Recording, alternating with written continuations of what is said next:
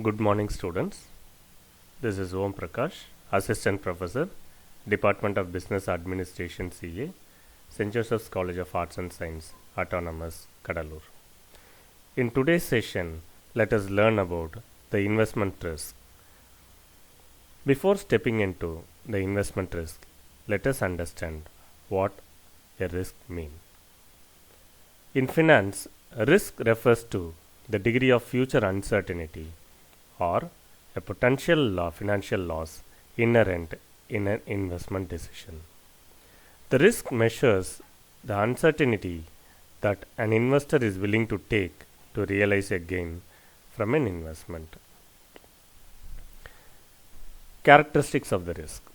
Risk includes the possibility of losing some or all of an original investment. And all investments involve some degree of risk, that is, the deviation from expected earnings or unexpected outcome. Every saving and investment product has different risk. Higher the risk involved, higher the probability of returns are. Risks are of different types and originate from different situations.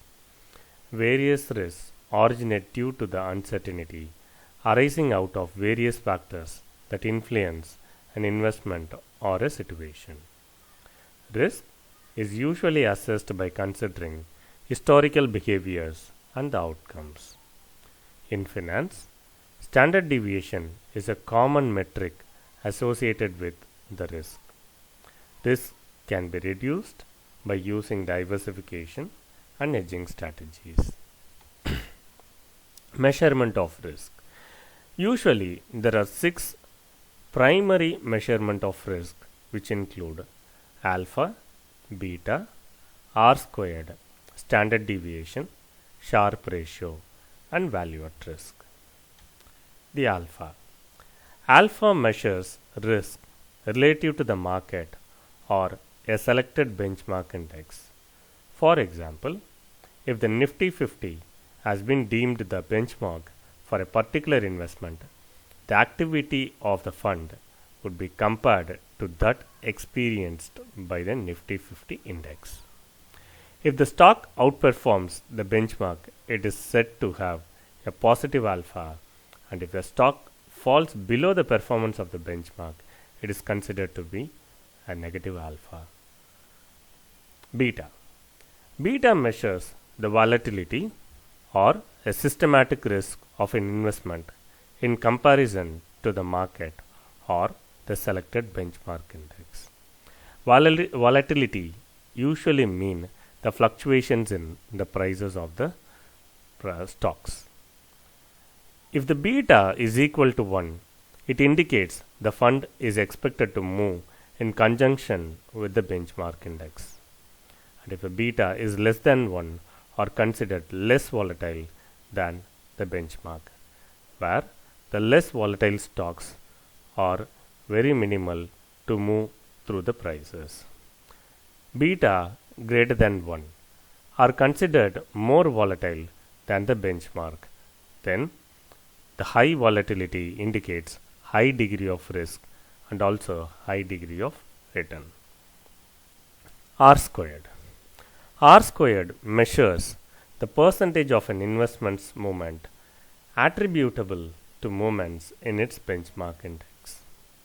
An R squared value represents the correlation between the examined investment and its associated benchmark. For example, an R squared value of 95 would be considered to have a high degree of correlation, while an R squared value of 50 may be considered lower degree of correlation. The Government of India, the Treasury Bill or T-bill, functions as a benchmark for fixed income securities, while the Nifty 50 index functions as a benchmark for equities. Standard deviation. Standard deviation measures the dispersion of data from its expected value. As it relates to investments, the standard deviation measures how much return on investment is deviating from the expected normal or average returns. Usually, standard deviation is used in making an investment decision to measure the amount of historical volatility associated with an investment relative to its annual rate of return. It also indicates how much the current return is deviating from its expected historical normal returns.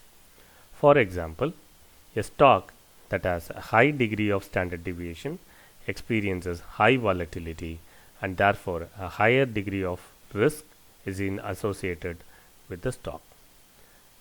In the meanwhile, vice versa, a stock that has a lower standard of deviation experiences lower volatility and therefore a lower level of risk is associated with the stock.